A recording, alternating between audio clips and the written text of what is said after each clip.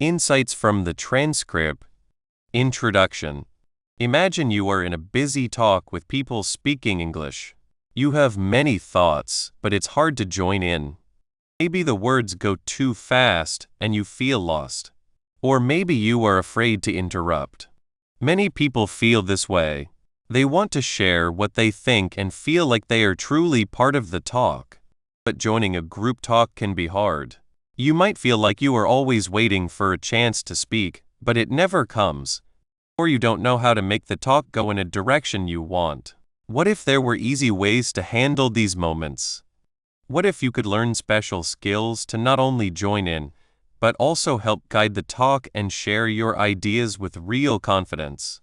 This book, Insights from the Transcript, will help you learn how to talk well in groups, especially when people speak English. We looked very closely at a real talk, a record of people speaking together. This helped us see how group talks really work. Our goal is to make these complex talks easy to understand with simple ideas and clear steps. Think of the talk record like a window. It shows you how people really talk in groups. It's not a pretend show, but a real look at talks happening, with good parts and hard parts.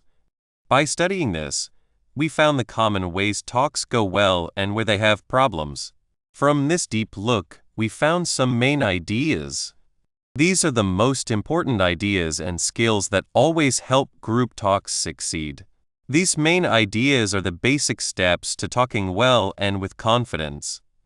They are, in a way, the secrets to not just being heard, but to truly being part of the talk and giving good ideas. As we go through this book, we will look at each of these main ideas closely. We will use real examples from the talk we studied. So, what will you get from this book? You will learn how to change how you join group talks.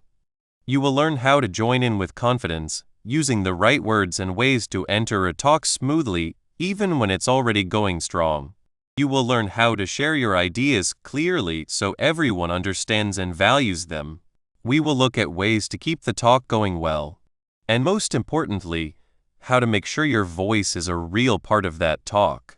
You will learn how to politely interrupt and hold the floor for your turn to speak. These skills might sound difficult, but they are needed for everyone to have a fair chance to talk. We will make it simple to understand when to jump in and how to keep your turn to speak without taking over. You will also learn to understand the small signs people give when they talk. This will help you understand the mood of the group and respond better. In the end, this book is about making you stronger. By understanding these main ideas, you will feel more ready, more able, and much more confident in any group talk. This knowledge is not just for thinking about. We will give you real examples and easy steps you can use right away. The ideas from the talk record are turned into tools for your everyday talking needs. This beginning part is where we start our learning. In the next parts, we will look at each of the main ideas we found. Each part will focus on one main idea. We will explain it clearly and show examples from the talk we studied. We will start by looking at the common problems in group talks. Then we will move to the special skills and ways that fix these problems. You will see that these main ideas work together. Understanding one will help you understand the others better. Our journey will guide you from understanding how talks work simply to being good at guiding group talks. We are building your talking tools, one main idea at a time. Being able to talk well in groups is a very strong skill. It is important in your life at home and at work.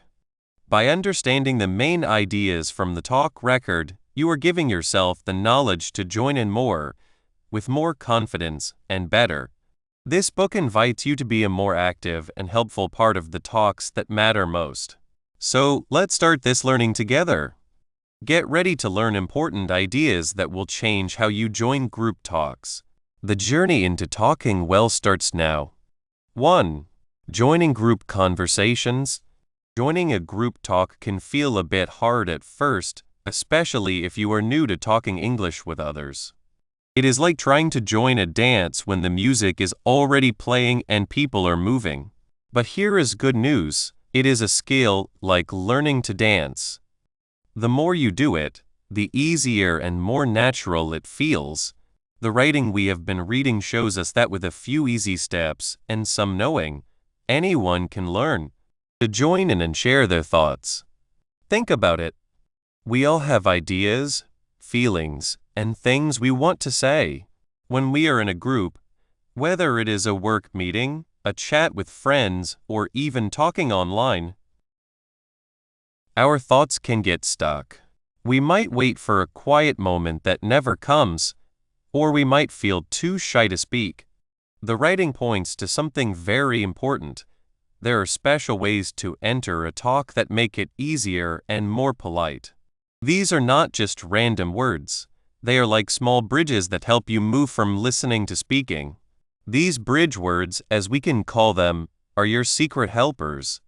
They are the polite signs that say, "Excuse me, I have something to add." Instead of just saying something quickly, which can sometimes feel not nice or stop the flow, these words help you enter smoothly. For example, starting with something like, "Excuse me, can I add something here?" Or "That is a really good point, and it made me think of right away," tells others you want to share without taking over. Another helpful phrase is, "If I could just jump in for a moment." This is a clear way to say you want to share your thought. These words are not about being loud. They are about being clear and respecting the talk that is already happening. They show that a talk is going on and you are asking for permission to join. The writing highlights that these words work because everyone understands them. They are a common way to show good manners in a talk. When you use them, you are not just speaking, you are showing you understand the social rules of talking in a group. This is a main idea in our study, understanding the central thoughts shown in the writing summary. The idea of joining group talks is a main idea because it is directly about how people talk to each other and share information, which is the main point of the writing. The writing summary shows us that good talking involves not just having something to say, but knowing how to say it and when to say it. Let's look closer at how these bridge words help. Imagine you are in a meeting and your coworkers are talking about a project. Someone mentions a problem and you immediately think of a fix. If you just blurt out your fix, it might be surprising. But if you wait for a small quiet moment, or even use a phrase like, "Sorry to interrupt, but I think I have an idea that might help with that," people are more likely to listen well. The "sorry to interrupt" part, even though it sounds like an apology, is actually a polite way of saying you are stepping into their speaking time. The "but I think I have an idea" part clearly states what you want to do. This is a very useful way to use the main idea of knowing how to talk about important thoughts well. Another important part the writing talks about, which is very useful for joining talks, is the idea of holding the floor. This might sound a bit formal, but it simply means keeping your turn to speak going once you have started. When you are joining a talk, you are basically looking for a moment to take the floor. Once you have it, you want to say your point clearly and not too long. The link between joining and holding the floor is that the bridge words help you get the floor, and then you need to use that chance well. Think of it like this. The bridge word is the handshake that lets you enter the room. Once you are in, you need to say who you are clearly. If you use a bridge word and then stop, or say something unclear, you might lose the chance. The writing suggests that having your thoughts ready beforehand helps. If you know what you want to say, even just the main part, it is easier to say it smoothly once you have shown you want to speak. This is where the main idea of looking at important thoughts becomes useful. The important idea of how to join a talk is supported by the important idea of being ready to speak. Let's explore this holding the floor idea a bit more, as it is directly tied to joining well. When someone is speaking, they are holding the floor. When you want to join, You are looking for a moment when the person speaking is finishing, or when there is a natural break. The writing shows that sometimes, even if there isn't a perfect break, a well-timed bridge word can create one. It is like gently tapping someone on the shoulder to get their attention. Imagine this: Sarah is talking about her holiday plans. Mark wants to say he is going to the same place next month. Instead of waiting for Sarah to finish her whole story, which might take a long time, Mark could wait for a small quiet moment and say, "That sounds great, Sarah. You know, I am actually going to the same place next month. I would love to hear any tips you have." Here, Mark uses a nice comment about Sarah's talk that sounds great as his bridge. Then he clearly says his connection, "I am actually going to the same place next month," and shows he wants to keep the talk going. "I would love to hear any tips you have." This is a smart way of joining that not only adds his voice, but also encourages more talking. This shows the main idea of looking at important thoughts by showing how to add your own contributions to the ongoing group talk. The writing also shows us that understanding the group style is important.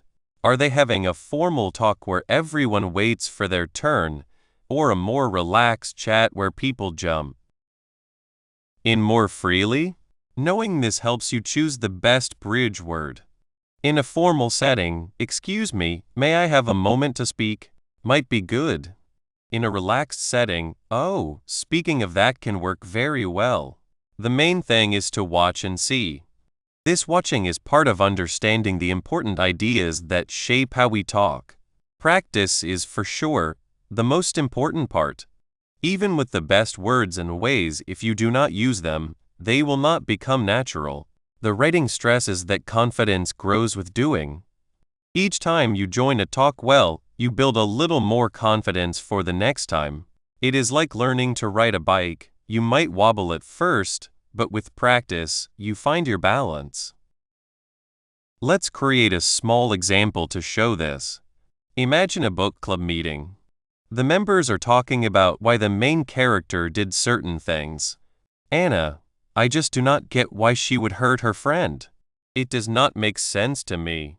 Ben, "Well, maybe she felt she had no other choice because of the pressure she was under." Carla wants to say that she thinks the writer made the character's actions too much. She waits for a moment when Ben stops talking. Carla: "That is a good point, Ben. And building on that, I was thinking about how the writer wrote that part. For me, it felt a little too fast. I am not sure I fully believe she would act that way, even with the pressure." What do others think? See how Carla used a bridge. That is a good point. Ben shows she heard Ben, and building on that connects her thought to his. For me, it felt a little too fast as her direct feeling. And finally, what do others think? Opens the floor for more talking, showing she is not trying to take over, but to add to the group's understanding. This is a perfect example of the main idea of looking at important thoughts in a group setting, where the important idea is the character's reasons. Another way to think about joining is to listen very carefully. When you listen well, you do not just hear words, you understand where the talk is going.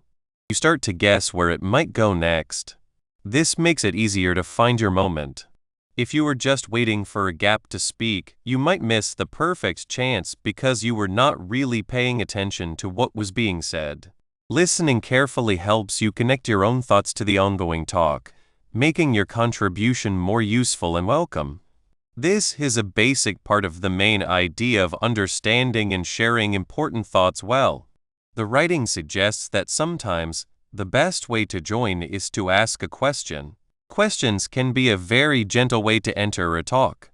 For instance, if people are talking about a new rule at work, and you are not totally sure about a detail, you could say, "Excuse me, I just wanted to make something clear about that rule. Could someone explain how it will affect our team's deadlines?" This not only gets you into the talk, but also helps make something clear for you and maybe for others who might have the same question. This is a useful way to use the main idea of looking at important thoughts by seeking more understanding and clearness in a group. It is also important to remember that not every group talk is the same. Some are very fast, with people talking over each other a little, while others are very organized. The writing, by showing different ways of talking, helps us to be flexible. If you are in a fast talk, you might need to be quicker with your bridge word. If it is more organized, you will need to be more patient and wait for a clear opening. The skill is in reading the situation or the online situation and changing how you act. This ability to change is part of handling the important ideas of talking well. So, to sum up, joining group talks is a skill that can be learned. It involves using polite bridge words to show you want to speak, understanding the flow of the talk, and being ready to share your thoughts clearly. The idea of holding the floor is closely related, as you need to get the floor before you can hold it. Practice is needed to build confidence. By listening carefully and watching the group style, you can find the right moment and the right way to add your thoughts. This whole process is a practical look at the main idea, a detailed study of the important ideas and concepts shown in the writing summary, specifically how to engage with them in a group. Joining a group talk well is the first step to being an active part of it. It is about making your voice heard and your ideas known. But once you have joined, the next challenge is to make sure your voice is heard and your contributions are useful.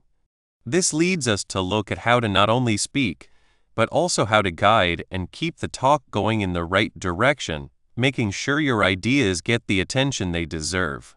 2. Speaking amidst others.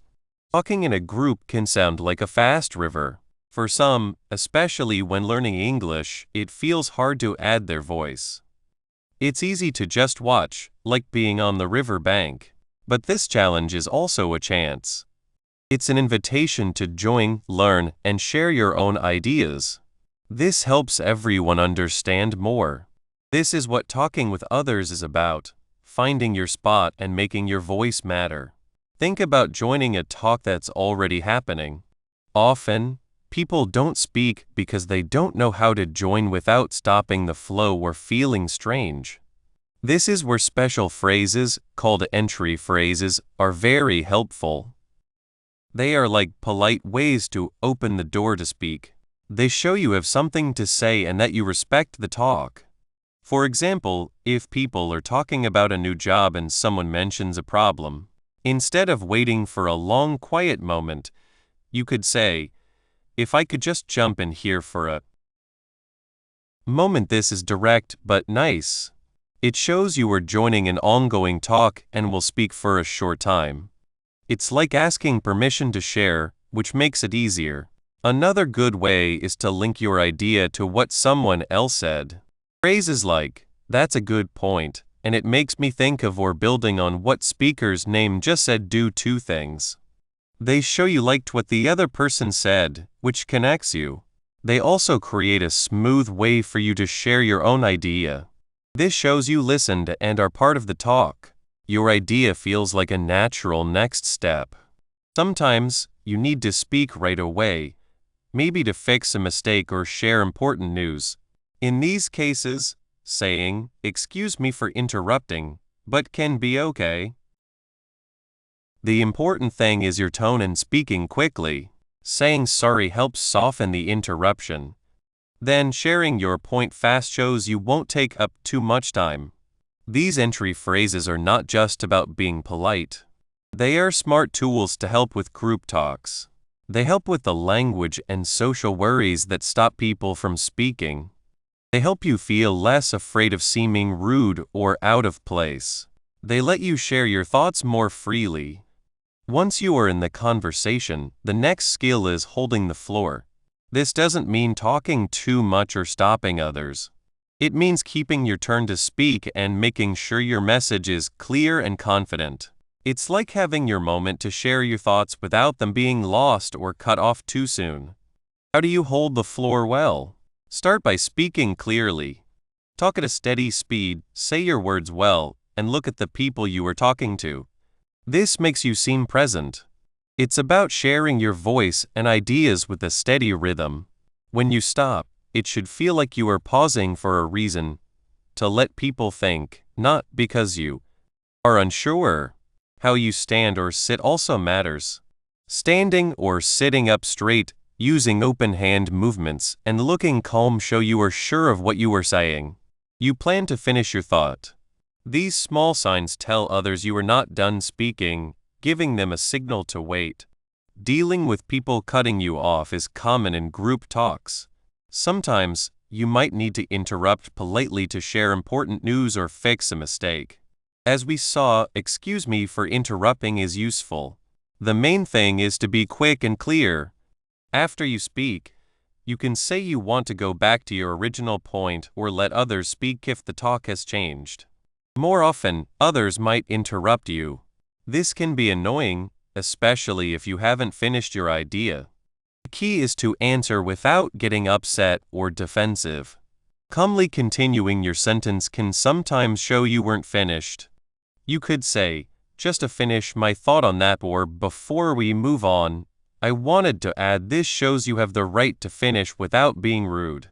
If people keep interrupting or it's a big interruption, you can say you heard them and then gently guide the talk back. For example, I hear you have a point and I want to hear it after I finish explaining this. So, as I was saying, this shows you want to listen, but also want to finish what you were saying. These ways help you manage the flow of talking so your main ideas are not lost. The most important thing for all these skills is practice. Learning to speak well in a group, especially in English, is like learning anything new. It takes steady effort and willingness to try new things. The more you talk in groups, the more comfortable you will be with entry phrases, holding the floor, and dealing with interruptions. Look for chances. Join study groups, take part in online chats, go to social events, or start talks with friends. Every time you talk is a chance to get better. Find what works for you and build your confidence. Think about Anya, who was at a workshop. Anya knew a lot about the topic, but was often quiet in group talks. She worried her English wasn't good enough and feared interrupting or being interrupted. In the first part, she hardly spoke, but the person leading the workshop saw this and gently asked people to use the entry phrases they learned. In the second part, Anya decided to try. When a question came up that she knew the answer to, she took a deep breath and said, "If I could just jump in here." I think the reason for that might be related to her voice shook a little. But she kept going, explaining her idea clearly. A few minutes later, as someone else was speaking, Anya felt she had a similar idea. She waited for a short quiet moment and said, "That's a good point, and it makes me think of this time." Her voice was steadier. By the end of the workshop, Anya was not only talking often but was also talking with others, asking more questions, and even gently explaining things when needed. She didn't suddenly speak perfect English. She found the courage and tools to use the English she knew well in a group. Her main ideas, her special thoughts and understanding, were finally being shared and helping everyone learn. The questions we asked earlier show how these methods work. Entry phrases directly help with social and language worries by giving polite ways to join a talk. They make it easier for the speaker, so they can focus on their message instead of worrying about how it sounds. They are like a bridge over awkwardness or the fear of seeming rude. Beyond just wanting to speak, the clear ways to hold the floor, speaking clearly at a steady pace, pausing on purpose, standing confidently, and using open gestures all work together. They send a signal that you are still thinking, telling others, "I am still developing my thought, please allow me to finish." This is not about being in charge, but about making sure your idea is complete and clear so the main points can be understood. By learning to speak well with others, we do more than just make our voices heard. We start to help shape where and how deep the conversations go. This new ability to share in a useful way naturally leads us to think about how we can guide these talks more, which is what we will look at next when we discuss guiding the conversation's flow. 3. Sharing ideas with phrases. Sometimes, when we are in a group, we have a great idea. We might think it's the perfect answer or a really interesting thought. But then, the talking goes on and our chance to speak goes away. It can feel sad, like no one hears us. This is where knowing the right words, the right ways to talk, becomes very helpful. These aren't just random words. They are like special tools that help us join in and share what we are thinking. They let us go from just listening to being a part of the group's thinking. Think of a busy meeting. Many people are talking, sharing their thoughts fast. If you suddenly try to speak, it might feel like you are stopping someone, and that doesn't feel good. But there are ways to join in that are nice and work well. These ways of talking are like a soft tap on the shoulder, letting everyone know you have something to add. For example, saying, "If I could just say something for a moment," is a very common and useful way to show you want to speak without being rude. It shows you know others are talking and asks for a chance to add your idea. Another good way is, "That's a great point, and it makes me think." This shows you were listening well, you like what someone else said, and now you will add to it. It connects your idea to what is already being said, making it feel like a natural addition instead of a stop. These ways of talking are important because they respect the flow of the talk while still making space for your own idea. They are the keys that open your turn to speak. Once you have the chance to speak, you might want to help the group focus a little. This doesn't mean taking over, but rather helping the group focus or look at a certain part of the topic. Phrases can help you do this smoothly.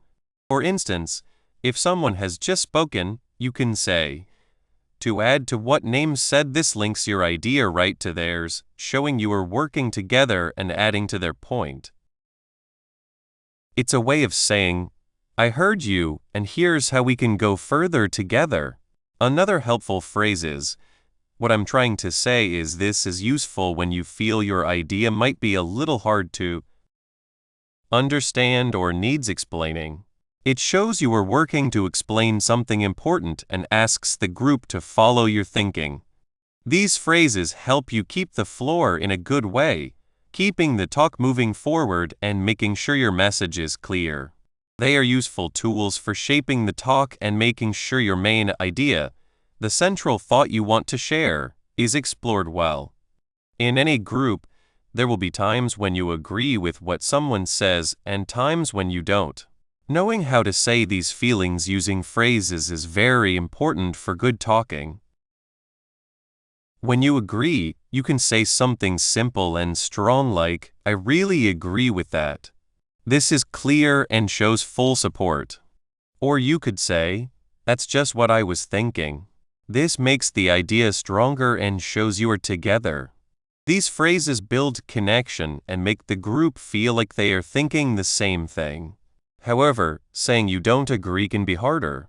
You want to share your different view without making anyone feel bad or causing a fight. This is where polite ways to disagree work best.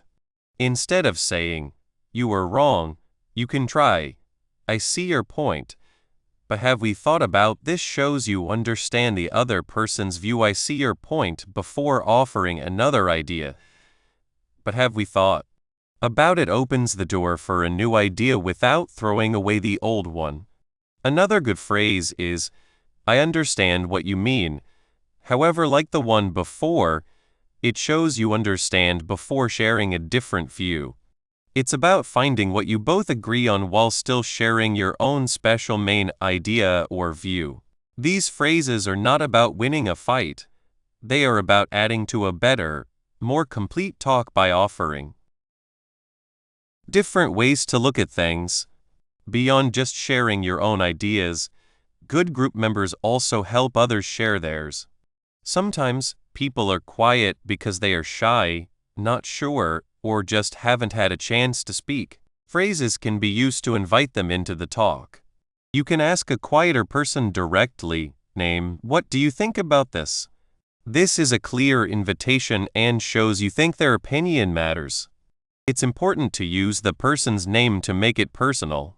Another way to help people speak is to ask the whole group, "Does anyone else have an idea about this?" This opens the chance for anyone who might have been afraid to speak up. These phrases make the group feel like everyone is included and make sure that more main ideas and thoughts are brought to the table. They show that you care not just about your own voice, but about the group's shared wisdom. Let's think about a common situation. Imagine a team meeting talking about a new project. Sarah has an idea about how to sell the product, but Mark and John are already talking a lot about the technical parts.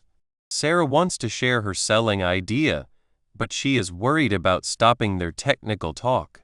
She waits for a small break, then says, "Excuse me, if I could just say something for a moment." Mark and John, "I've been listening to your points about the computer parts, and it's very important. My thought is, how can we best show these technical good points to our customers in a way that's easy to understand? I have a few ideas about selling angles that might connect with what you're talking about on the technical side." See how Sarah uses several of the phrases we've talked about. She starts with "Excuse me, if I could just say something for a moment." This is her polite way to enter the talk. Then, she speaks directly to Mark and John and shows she heard their points. "I've been listening to your points about the computer parts, and it's very important." This shows respect and that she's not ignoring their talk. Then, she connects her idea to theirs. "My thought is, how can we best show these technical good points to our customers in a way that's easy to understand?" She's presenting her selling idea as a way to help their technical work. Finally, she clearly states what she wants to do. "I have a few ideas about selling angles that might connect with what you're talking about on the technical side." Sarah has successfully joined the talk, linked her main idea selling plan to what is being discussed, and asked for more thoughts. She didn't just say her idea loudly, she presented it in a way that made it important and useful to the ongoing talk. The way these phrases make people feel is important. For the person speaking, using them can build confidence. Each time you successfully use a phrase to join a talk, guide it, or encourage others, you feel stronger. This makes you less afraid to speak up later. It changes speaking from something that might be scary into something that can be handled and even feel good.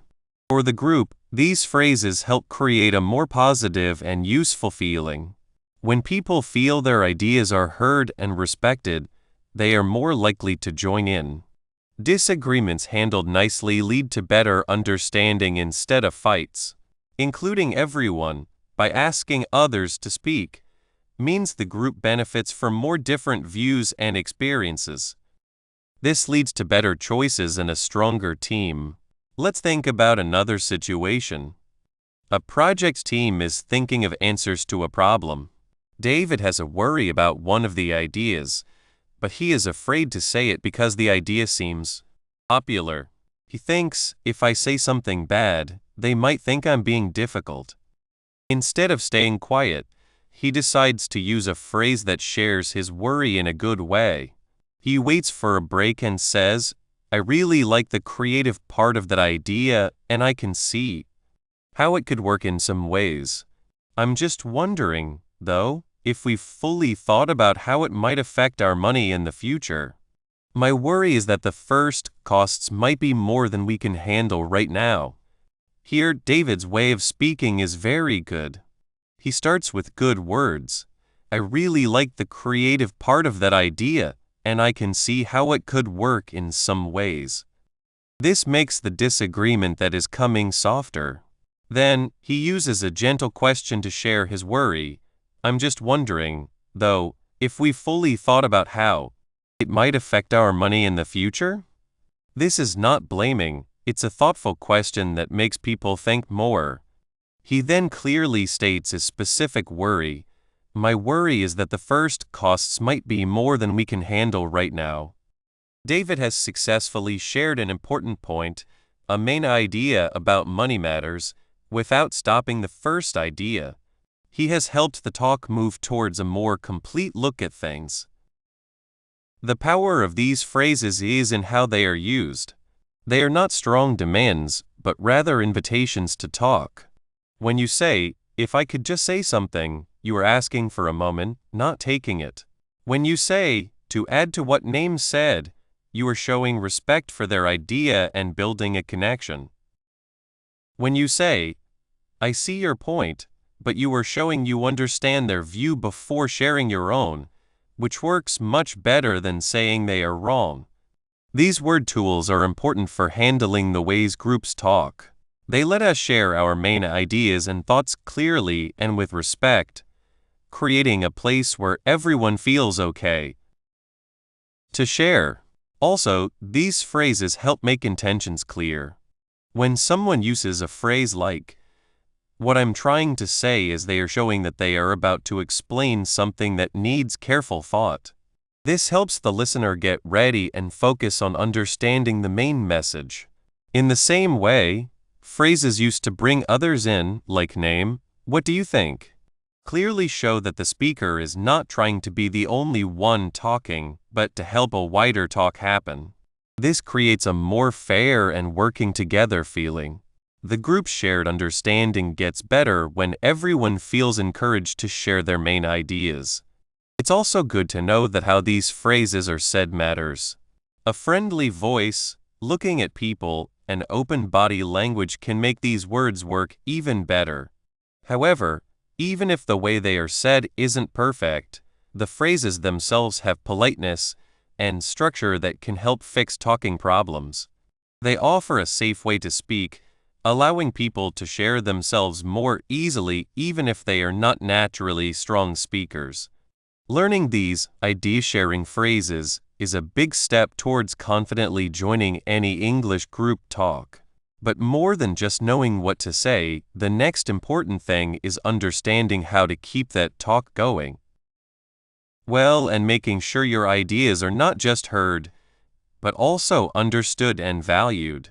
This leads us to learn about the art of holding the floor and helping to guide the direction of the talk. 4. Polite interruption skills. Sometimes you are with a group and have something very important to say. Maybe you have a good idea or you see a problem that needs fixing. But everyone else is talking and the talk is moving very fast. How do you get your turn to speak without being rude or stopping someone? This is where having good, polite ways to interrupt is helpful. It is like having a special tool to get your chance to speak when people are already talking. Think about a time you were in a meeting. Let's say Sarah, who is usually quiet, had a great idea that could save the project a lot of time. The team was talking about a problem. Mark was talking about one way to fix it. Sarah saw a much easier way, but Mark was busy telling his idea. She wanted to speak, but she did not want to yell over him or make him feel bad. She felt stuck, her idea stuck inside her. This is a feeling many people have. It shows why learning to interrupt in a nice way is so important. It is not about being annoying. It is about being able to share your good thoughts when the time is right. In many talks, especially where people speak English, people often jump in and add to each other's ideas. Sometimes, this can make people talk over each other, or the talk can go in a different direction, away from the main point. If you have something very important to add, or if you see a mistake that needs fixing, you sometimes must find a way to join the talk. This is where being able to interrupt politely is a strong skill. It lets you share your good thoughts and keep the talk on track, or even make it better, without upsetting anyone. The words we looked at showed some magic phrases. These are simple, polite ways to show you want to speak. These phrases are like gentle taps. letting the person talking and a group know you have something to add. They are meant to be respectful. For example, starting with "Excuse me for interrupting," but is a common one. It shows you know you are breaking into the talk and asks, in a way, for permission. Another very helpful phrase is, "If I could just jump in here for a second." This means you will not take much time and that your idea is about what is being said. Also, "Sorry to cut you off, but I had a thought on that." Shows politeness and connects your idea to what the other person just said. These phrases are not mean. They are made to make interrupting feel softer and keep people feeling good together. What makes these phrases different from a rude interruption?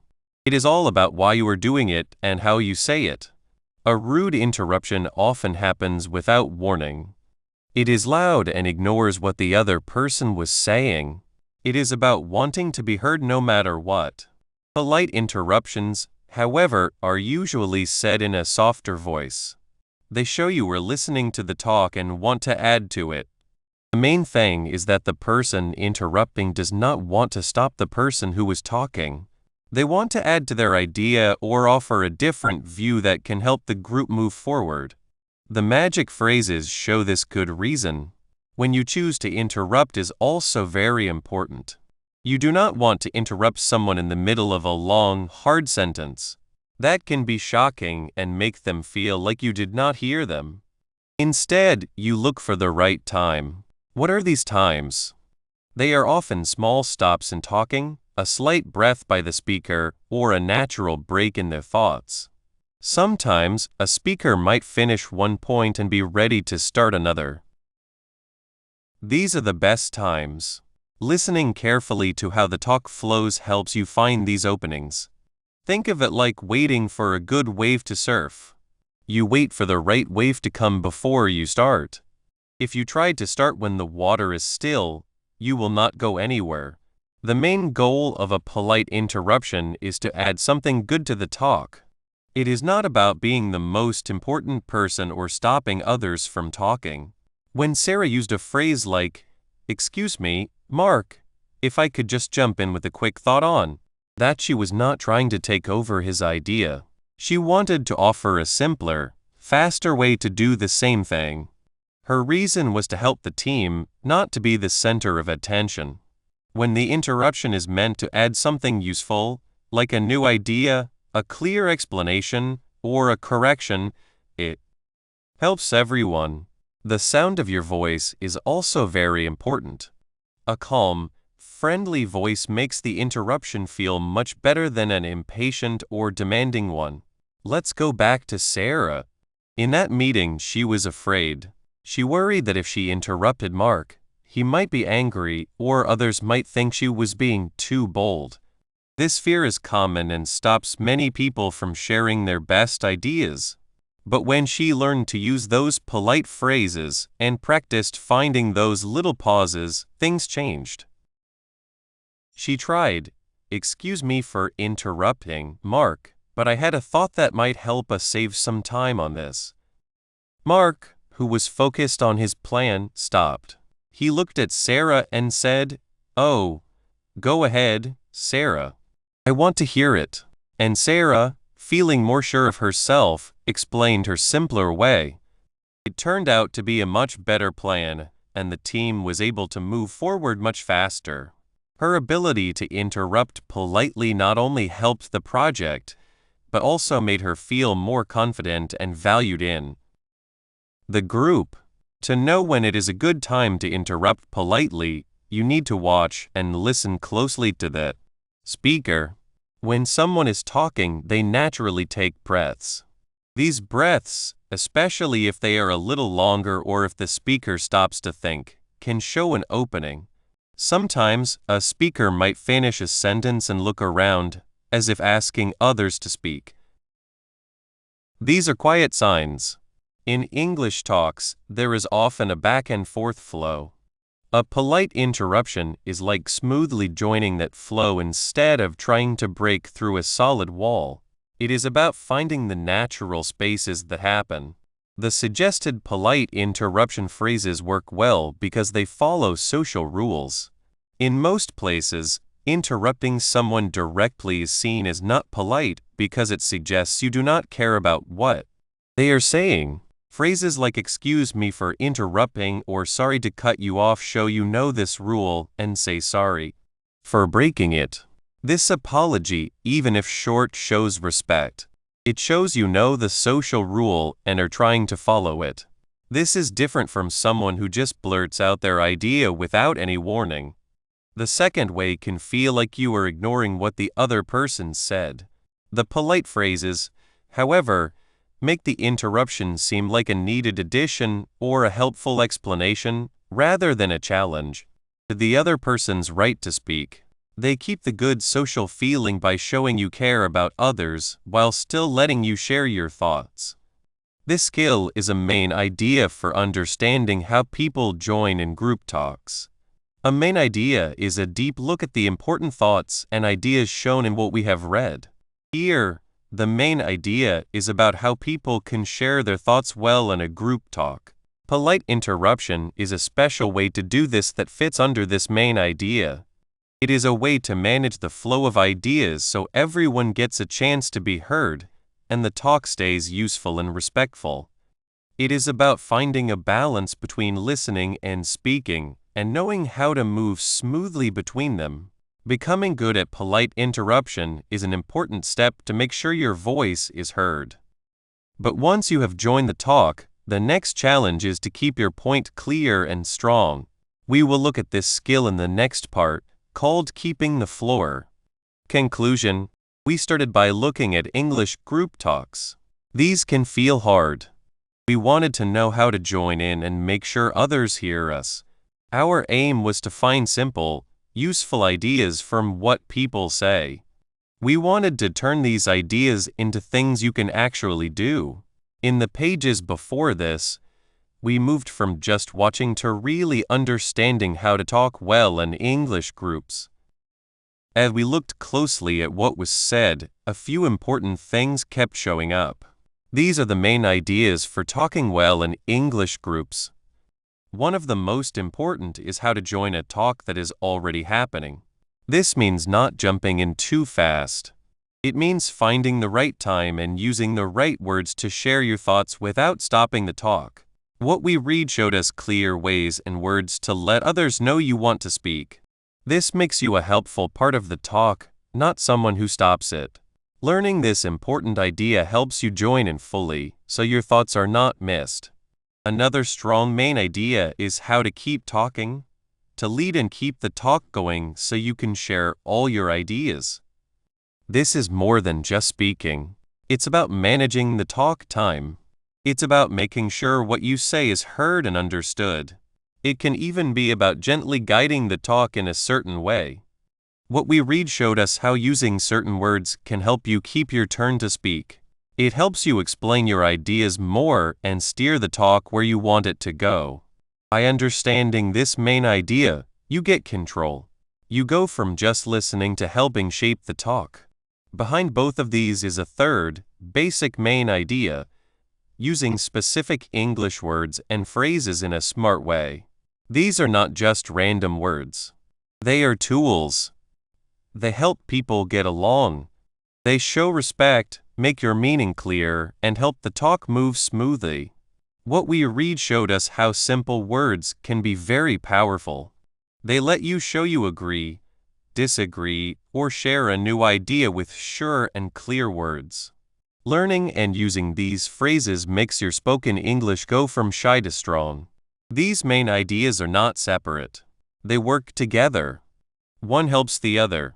When you can politely step into a talk, you can then keep talking, all thanks to the clear words you use. Our study started with one specific talk. The lessons learned can be used everywhere. The ways to talk well, to be heard, and to share good ideas are helpful in all parts of life. By learning these main ideas, how to join in, how to keep talking, and how to use clear words, you are not just getting better at English. You are building your confidence. You are changing from someone who feels shy or ignored to someone who feels ready to join in fully. Think about your next team meeting, your next party, or even a simple chat with people you just met. With these ideas, you can face these times feeling more in charge. This is not just about speaking English better. It's about connecting more deeply. It's about sharing your own special thoughts. It's about influencing the talks that matter to you. Your journey does not stop here. The real good things happen when you use these main ideas. Start by picking just one or two of the key phrases we talked about.